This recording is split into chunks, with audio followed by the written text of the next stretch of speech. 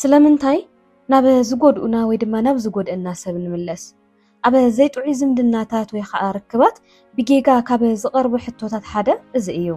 ክሳብ ክንድዚ እንተጎዲኡ ምኻ ንምንታይ ተመሊስካ ክሳብ ክንድዚ ጎዳኢ ወይ ድማ መጥቃዕ ሰብ እንተኾይኑ ንምንታይ ናኡ ተመሊስኪ ወዘተ ዝብሉ ሕቶታት ካብ መብዛሕትኦም ሰባት ይዝረብ እዩ እዚ ግን መብዛሕትኡ ግዜ ብፍርድ እምበር ብምርድዳእ ብሓልዮት ኣይሕተትን እዩ እዚ ዘረባ እዚ ነቲ ተጎዳኢ ሰብ እናተዓዘብካን ኢንቴንሽናሊ ጌጌኛ ኢኻ እንዳበልካ ዝሕተት እዩ ኮይኑ ግና ክኸውን ዘይግብኦ ጉዳይ እዩ ሓደ ሰብ ናብ ሓደ ጉድኣት ዘስዓበሉ ሰብ ምምላሱ ምልክት ድኻም ኣይኮነን ብትራውማን ምትእስሳርን ኒውሮባዮሎጂን ዝተቐረፀ ክትግምቶ እትኽእል ስነ ኣእምራዊ ምላሽ እዩ እዚ ፕሮግራም እዚ ሰባት ስለምንታይ ንድሕሪት ከም ዝምለሱ ይገልጽ ምእንቲ ሕፍረት ብንጹርነት ክቕየር ንጹርነት ድማ ለውጢ ከምፅእ ምእንታን ቅድሚ ንምንታይ እዮም ናፍቶ ዝብድሎም ወይ ድማ ዝጎድኦም ሰብ ዝምለሱ ዝብል መልሲ ቅድሚ ምሃበይ ግን ዝኾነ ሰባት ኣብ ፌስቡክ ለጢፈዮ ነይረ ብዛዕባ ለመቕናል ሰርሕ ኣለኹ መጀመርያ ትራውማ እንታይ ማለት እዩ ኢሎም ሓቲቶምና ትራውማ እንታይ ማለት ምዃኑ ቅድም ኢለ ሰርሐየ ነይረ እየ ግን ድማ ያው ስለ ተመሊስኩም ስለ ዘይሰምዕዎ እዩና ንእሽተይ ስለ ትራውማ ትርጉሙ ክነግረኩም ትራውማ ዘጋጥመካ ዝኾነ ሰብ ኣብ ውሽጥኻ ኣዝዩ ምስ ዝጎድአካ ኣእምሮኻን ኣካላትካን ውሕስነት ምስ ዘይስምዐካ ማለት እዩ ኣብነታት ወይ ከዓ ዞም ጥንቅታት ድማ ክነግረኩም ግህሰት ወይ ድማ ዓመፅ ኩናት ወይ ከዓ ግጭት እተፍቅሮ ሰብ ክትከስሮ ከለኻ ወይ ድማ ብሞት ክፍልየካ ከሎ ከበድቲ ሓደጋታት ኣብ ሂወትካ እንትገጥመካ ቀጻልነት ብዘለዎም ሰባት ውርደት ወይ ድማ ኣድልዎን ትበጽሐካ ብፍርሒ ወይ ድማ ሸለል ተብሂልካ እንተዓቢኻ ወዘተ እዚኦም ኣብነታት ወይ ከዓ ጠንቅታት እዮም መልዓሊ እቲ ቁስለት ወይ ድማ ልሙዳት ምልክታት ትራውማ ከዓ ፍርሒ ጭንቀት ወይ ከዓ ስንባደ ፍላሽባክ ወይ ከዓ ሕማቕ ተዘክሮታት ጸገም ድቃስ እንተጋጥመካ ሕርቃን ወይ ጓሁይ ብዘይ ንጹር ምኽንያት ስቂልካ ተሓርቕ ስቂልካ ትናደድ ስቂልካ ትባእስ ትኾይንካ ማለት እዩ እዚ እንተተሰሚዕካ ወይ ድማ እንተተሰሚዕኩም ኣብ ትራውማ ኢኹም ዘለኹም ማለት እዩ ትራውማ ድማ ድኻም ኣይኮነን ንዘይንቡር ቃንዛ ንቡር ምላሽ ይህብ ስለ ዘሎ ኣእምሮኹም እዩ ስለዚ ኣብ ዘይንቡር ዝኾነ ነገር ኣብ ኣእምሮኹም ተኸማችዩ ወይ ከዓ ተቐሚጡ ስለ ዘሎ ንዕኦም እንህቦ ፊድባክ ወይ ድማ ንዕኡ እንህቦ ግብረ መልሲ እዩ ማለት እዩ ስለዚ ትራውማ ማለት ናይ ሕሉፍ ሂወታትና ክኸውን ይኽእል እዩ ኣብ ዝኾነ እዋታን ድማ ብዝኾነ ምኽንያት ዘጋጥሙና ቁስለታት ኣእምሮናን ኣካላትናን ውሕስነት ንኸይስምዖም ክገብሩ ከለዉ እዩ ማለት ስለዚ ዜሮ ናይ ኣእምሮ ቁስለት እውን እዩ ማለት እዩ ስለዚ ትራውማ ምትእስሳር ወይ ከዓ ኣታችመንት እምበር ርሕቐት ኣይፈጥርን በአንጻሩ እቲ ብዙሓት ሰባት ዝኣምንዎ ድማ ትራውማ ንሰባት ወትሩ ኣይደፍኦምን ፑሽ እውን ኣይገብሮምን እዩ ኣብ ብዙሕ ኣጋጣሚታት ዝሓየለ ስምዒታዊ ምትእስሳር ይፈጥር ድሕሪ ጉድኣት ምጽንናዕ ይቕሬታ ወይ ፍቕሪ ምስ ዝስዕብ ሓንጎል ንእፎይታ ምስ ተቐንዛ ዝፈጠረ ሰብ የራኽቦ እዚ ድማ ናይ ትራውማ ምትእስሳር ይፈጥር ኣብ ህይወት ምንባር ዝተመርኮሰ ምትእስሳር ኮይኑ ካብ ነዊሕ ግዜ ዝጸንሕ ድሕነት ንላዕሊ ስምዒታዊ ረድኤት ቀዳምነት ዝህብ እዩ እቲ ምትእስሳር ምስ ትግህሰት ዘይኮነስ እቲ ቃንዛ ደው ዘብለሉ ህሞት እዩ ማለት እዩ እንታይ ንማል ድሊ እየ ብዝኾነ ሰብ ክንነብር ከለና ብኽፉእ ይብድለና ወይ ከዓ ሕማቕ ብዝኾነ ነገር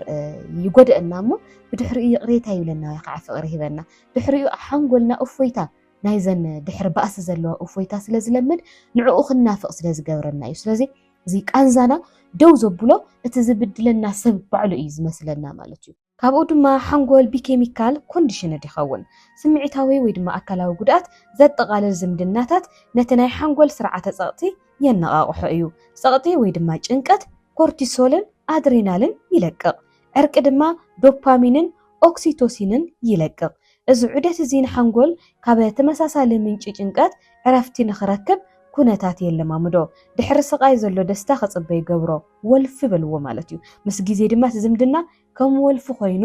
ይሰርሕ ወይ ድማ ክሰርሕ ይጅምር ሊቪንግ ከም ዊዝድሮዋል ኮይኑ እውን ይስማዓካ ኣሎ ማለት እዩ ምምላስ ከም እፎይታ ኮይኑ እውን ክስማዓካ ይኽእል እዩ ብዙሕ ነገር በዲሉካ ብዙሕ ነገር ገይሩካ ወፂኻ ተነርካ ብድሕሪኡ ናብኣቶም ምምላስ ግን ትመፍትሒ ኮይኑ ክስማዓካ ክገብር ይኽእል እዩ ማለት እዩ ስለዚ ትራውማ እዚ እዩ ካእውን ተስፋ ንኽውንነት ክትስዕሮ ከላ ወይ ድማ እንትስዕሮ ሰባት ዘይምለሱ ብሰንክቲ ዘሎ ኩነታት ዘይኮነስ ብሰንክቲ ክኸውን ከም ዝኽእል ተስፋ ዝገብርዎ እዮም ዝሓስቡ ከምዚ ድማ ክዝክሩ ይኽእሉ እዮም መብጻዓታት ለውጢ ማለት ክልወጥ እየ ኣነ ክፎት ይኮንኩን ዝብድለክ ዘለኹ ዝወቕዓክ ዘለኹ ኮጸሊእክ ይኮንኩን ገለታት ናወሉ ክልወጡ ከም ዝኾኑ መብጻዓታት ይኣትዩሎሞ ንዕኡ ተጸበይት ይኾኑ ከእውን ይቕሬታ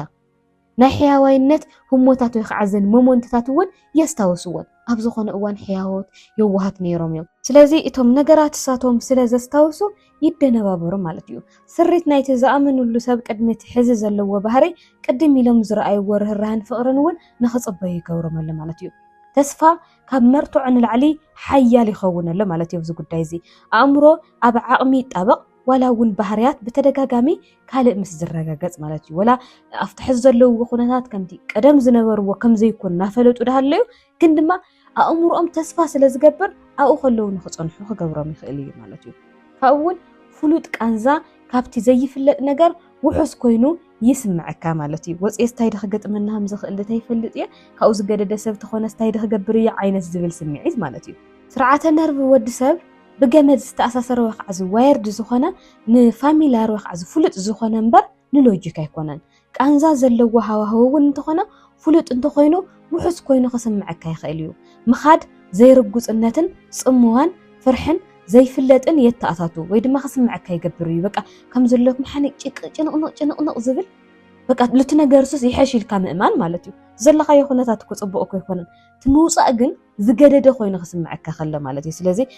ብሎጂክ ዘይኮነ ዝኣምንስ በቲ ዝርዮ ዘሎ ነገር ዝኣምን ማለት እዩ ብዙሓት ካብቲ ነቲ ሓቂ ምግጣም ንላዕሊ ምምላስ ውሕስ ኮይኑ ይስምዖም በይንኻ ምዃን ዳግመ ህንፀት መንነት ከም ብሓድሽ ምጅማር ማሕበራዊ ወይ ከዓ ፋይናንሳዊ ዘይምርግጋእ እዚ ዘይርትዓወ ኣይኮነን ናይ ምድሓን ባህሪ እዩ ካብኡ እውን ብኣግኡ ዝተተሓሓዘ ቁስሊ ዳግማይ ይንቀሳቐስ ኣብ ግዜ ንእስነቶም ዘይተፈትሐ ትራማ ዘለዎም ሰባት ማለት ከም ስምዒታዊ ሸለል ዝተባሃሉ ዝተገደፉ ዘይቀጻለ ክንክን ናብ ጎዳእ ዝምድናታት ንምምላስ ዝያዳ ተቐላዕቲ እዮም ኣብ ሕማቕ ቤተሰብ ዝዓበየ ኣብ ሃራስ ኣብ ዝገብሮ ቤተሰብ ዝዓበየ ሰብ ሃራስ ናብ ዝገብርዎም ሰባት ምኻድ ኖርማል መሲሉ ክስምዖም ይኽእል እዩ ኣዴኳ ከምኡ ጌራት ንስ እሳ ከምኡ ትገብር ዘላ እኮ ስለትፈትወኒ ኢሉ ክሓስብ ይኽእል እዩ ማለት እዩ እቲ ዝምድና ብዘይፍላጥ ነቲ ኣብ መጀመርታ ዝነበረ ናይ ምትእስሳር ተመክሮታት ዘንጸባርቕ ኮይኑ እቲ ዓብይ ሰብ ድማ ነቲ ኣብ ግዜ ንእስነቱ ፈጺሙ ዘይሓወየ ክዕርዮ ይደለሎ ማለት እዩ እቲ ድሌት መከራ ዘይኮነስ ኣብ መወዳእታ ምምራጽ ማለት ክምረጹ ምድላይ ዋጋ ዝወሃቦም ዓይነት ሰባት ምዃኖም ክፍለጡ ምድላይ ክፍቀሩ ሰባት ክደልይዎም ብሓጺሩ ተፈቀርቲ ሰባት ክኾኑ ይደልዩ ማለት እዩ ካብኡ እውን ነብሰ ምውቃስ ነቲ ዑደት ህያው ይገብሮ ማለት እዩ ድሕሪ ተደጋጋሚ ጉድኣት ብዙሓት ውልቀ ሰባት ንወቐሳ ኣብ ውሽጦም ይእትውዎ ዓርሰ ወቐሶኦም ድማ እናልዓለ ይኸይድ ማለት እዩ እዚ እዩ ናፍቶም ዝጎድእዎም ሰባት ንኽምለሱ ዝገብሮም ዘሎ ዝሓሸ ርክብ እንተዝገብር ነይረ ዝያዳ ዓቕሊ እንተዝገብር ነይረ ኣነ እንተዘቕየር ንሳቶም ተቐየሩ ምናምን እናብሉ ንባዕሎም ይወቕሱ እዚ እምነት እዚ ናይ ሓሶት ናይ ምቁፅጻር ስምዒት ዝፈጥርን ሰባት ኣብ ክንዲ ንነብሶም ዝከላኸሉ ነቲ ዝምድና ኣብ ምጽጋን ወፍሪ ክገብሩ ይገብሮም ኣሎ ማለት እዩ ንሶም ምንም ኣብ ዘይወዓልዎ ነገር ክዕሪ ይውዕሉ ሓላፍነት ምስ ስልጣን ድማ የጋንይወለዉ ማለት እዩ ካብኡ እውን ስምዒታዊ ተነጽሎ ንሬዚስታንስና የዳኽሞ እዩ መብዛሕትኡ ግዜ ምግሳስ ወይ ከዓ ጎዳእ ዝምድናታት ተነጽሎ ዘጠቓልል እዩ እዚ ማለት ስምዒታዊ ማሕበራዊ ወይ ድማ ስነ ኣእምራዊ ሓደ ሰብ ካብ ስርዓታት ደገፍ ዝተቆረጸ ኮይኑ ክስምዖ ከሎ ማለት እውን እቲ ዝጎድኦም ኣካል ካብ ብዙሕ ነገራት ፈልይዎም ስለ ዘሎ እቲ ጎዳእ መጻምቲ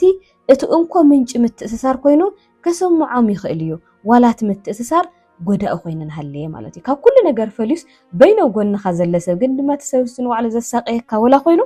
ብጀካ ንሳቶም ካልእ ዝርድአካ ብጀካ ንሳቶም ካልእ ዝሓለልካ ኣይመስለካን በቃ እዚ ኣእምሮና ፕሮግራም ስለ ዝገብርዎ እዩ በቃ ብዘይንሶም ዝሕግዞም የለ ዝርድኦም ሰብ የለ በቃ ንሳቶም ነቲ ሰብስ ብቻ ዝተፈጠሩ ኮይኑ ዝስምዖም ብዙሓት ሰባት እዮም ጽምዋ ንሰባት ንድሕሪት ዝስሕብ ሓያል ሓይሊ ይኸውን ኣሎ ማለት እዩ ካብኡ እውን ኣካል ምፍልላይ ከም ሓደጋ ይትርጉሞ ካብ ሓደ ናይ ምትእስሳር ስእሊ ምፍላይ ምስ ኣካላዊ ቃንዛ ዝተኣሳሰሩ ተመሳሳሊ ዞባታት ሓንጎል የነቓቕሖ እዩ ምልክታቱ ድማ ጭንቀት ራዕዲ ኣካላዊ ቃንዛ ኣፍልቢ ስእነት ድቃስ ውጥረት ዝተመልኦ ኣተሓሳስባ እቲ ኣካል ዋላቲ ናይ ምውፃእ ውሳነ ቁኑዕ ኣብ ዝኾነሉ እዋን ብሂወት ምንባር ኣብ ሓደጋ ከም ዘሎ ገይሩ እዩ ዝምስሎ እዚ ስነ ኣካላዊ ጭንቀት እዚ መብዛሕትኡ ግዜ ሰባት ብኣግኡ ንኽምለሱ ይድርኾም ማለት እዩ ቶሎ ወፂኦም ከይድሕኑ እውን ይገብሮም ካብኡ ከዓ ምምላስ ማለት ፈውሲ ፈሺሉ ኣሎ ማለት ኣይኮነን ندحريت مملاس مالت حدا سب دخم عشا ወይ ለውጥ ክገብር ዓቕሚ የብሉን ማለት ኣይኮነን መብዛሕትኡ ግዜ ሰባት ከምኡ ጌርና ስለ ንፈርድ እዩ ቅድሚ ሕጂ ዝብድለን ዝነበረ ሰብሲ ሓቢረንኦም ምንባር ተጀሚሮን ወይ ከዓ ናብኡ ተቐሪበንሲ ሓንትን ዋናን ነይራ ኣነ ንዘን ሰባት ብምውቃስ እግዚኣብሔርን ከምኡ እየ ዝገብር ነይረ ከምዚ በቃ ደካማታት ክሓስባለ ይኽእላ ዓያሹ ገይረ እየ ዝወስደን ነይረ በቃ ንምንታይ ከምኡ ይኾን ኣለዋ ይናደድ ነይረ ምክንያቱ ኣንቲ ስምዒት ኣይፈልጦን ነይረና እቲ ዘሎ ቦንድ ወይ ከዓ እቲ ምትእስሳር ንኽትፍለውን ከቢድ ዝገብረካ ምዃኑ ሕዚ እየ ካብ ብዙሕ መፅሓፍ ብምንባብ ረኺበዮ እምበር ፍጹም ብስሩዕ ስምዒትን ኣይርድአንን ነይሩና ብዙሓት ሰባት ከምኡ ስለ ንገብር እዩ ናፍቶም ዝብድልዎንና ዘቐይምዎን ሰባት ተመሊሶም ክንሪኦም ከለና ቀዲምና ምውቃስ ኢሉ ጅምረና እምበር ንምንታይ ይኸውን ኢልና ኣይንሓትትን እቲ ምትእስሳር ገና ሙሉእ ብምሉእ ከም ዘይተበተነ ካፍቲ ህይወቶም ምርዳእና ኸኣልና ሕና ግን ቶሌልና ኢና ንፈርድ ነቶም ዝብድልዎም ሰባት ገና ኣይቀበፅዎምን ዘለዉ እቲ ዝተፈጠረ ምትእስሳር እውን ገና ኣይተበተነን ዘሎ ፈውሲ መስመራዊ ይኽንን ወይ ከዓ ላይነር ኣይኮነን መብዛሕትኡ ግዜ ቅድሚ ስጉምቲ ምውሳድና ንቕሓት ይመጽእ እዩ ክንነቅሕ ይግብአና ስጉምቲ ድማ ግዜ ክወስድ ይኽእል እዩ ስቑኢልና ተብተብ ዘይኮነስ ንቕሒልና ኣስተውዒልና እዩ ናብ ስጉምቲ ክንበጽሕ ዝግብአና ነቲ ኣገባብ ምርዳእ ሕፍረትን ስግኣትን እውን ይቕንስ እዩ ነባረ ለውጢ ናይ ምምጻእ ዕድል እውን ይውስኽ እዩ ብምስትውዓል ዝግበሩ እውን ሽልማቶም ሰፊሕ እዩ ስለዚ ከመይ ጌርና ኢና ካብቶም ሰባት ክንፍለ ዘለና ዝብል እውን ብሰፊሑ ክነዋግዕ ኣለና ሰባት ብርሑቕ ክንሪአኩም ከለና ናብ ቶክሲክ ዝኾነ ሪሌሽንሽፕ ትምለሱ ከለኹም ተኾይኑ እዩ ዝልምለስ ኣሎ በቃ እዚ ደካማ ዓሻ ገለ ክንብለኩም ንኽእል ኢና ንስኻትኩም ግን ንቕሕ ኢልኩም ስጉምቲ ትወስድሉ መንገድታት ብዝግባእ ክትፈልጡ ክትክእል ኣለኩም ማለት እዩ ካብኡ እውን እቲ ዑደት ወይ ከዓ እቲ ሳይክል ምብታኽ ካብ ድሌት ንላዕሊ ይሓትት እዩ ካብ ጎዳኢ ዝምድና ምውፃእ ምቁፅፃር ስርዓተ ነርቭ ናይ ደገ ደገፍ ንጹር ዶባት ስነኣእምራዊ ዲቶክስ ዝኸውን ግዜ ንነብስኻ ምድንጋፅ ምሕዛን ምርህራህ ትራማ ኣብ ዝተሳተፈሉ እዋን ሓይሊ ድሌት ጥራሕ እኹል ኣይኮነን ስለዚ ካብ ዝምድና ክንወፅእ ከለና እዞም ነገራት እዚኣቶም እውን ንእቲና ካብ ደገ ሓደ ካብ ደገ ሳፖርት ነደሊ ኢና በቃ ሰባት ዝሕጉዝና ዝሰምዑና ዝርድኡና ናደሊና ኢና ንመፅእ ብድሕሪ እውን ባውንደሪ ምግባር እውን እናተለማመድና ኢና ንመፅእ ንነብስና እውን ምርህራህ ምሕዛን ምትብባዕ እውን ንጅምር ኢና ማለት እዩ ምድንጋፅ እውን ንጅምር ኢና መደምደምታ እንታይ ይኽብለኩም ዝደሊ ነገር ሰባት ቃንዛ ስለ ዘስተመቕሩ ወይ ድማ ክሳቆዩ ደልዮም ናብቶም ዝጎድእዎም ሰባት ኣይምለሱን እዮም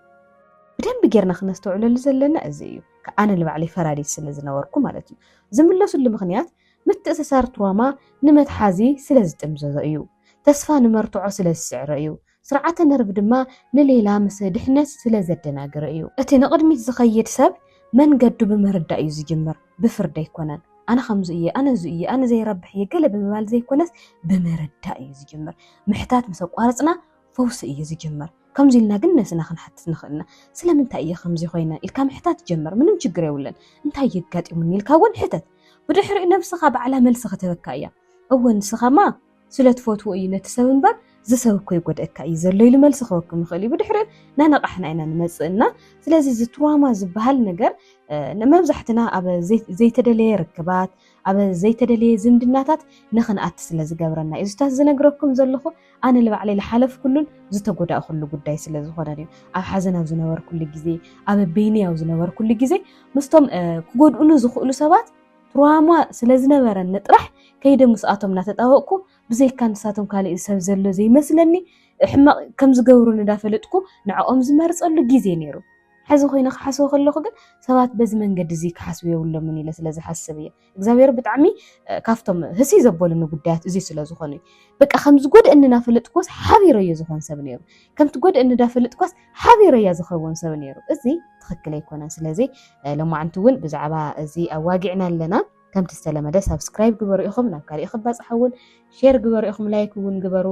ሓሳብ ተተመችይኩም እውን ኮሜንት ለቕምጡለይ ተሓትኑ ነገር ተሃልዩላ ኣቕምጡለ ኢኹም እዚ የኽብለኩም ዝደሊ ሎማዓንቲ ዝነበረና ፕሮግራም ዝመስል ነይሩ ኣብ ቀጻሊ ብኻልእ ዛዕባ ክሳብ ንራኸብ ሰላም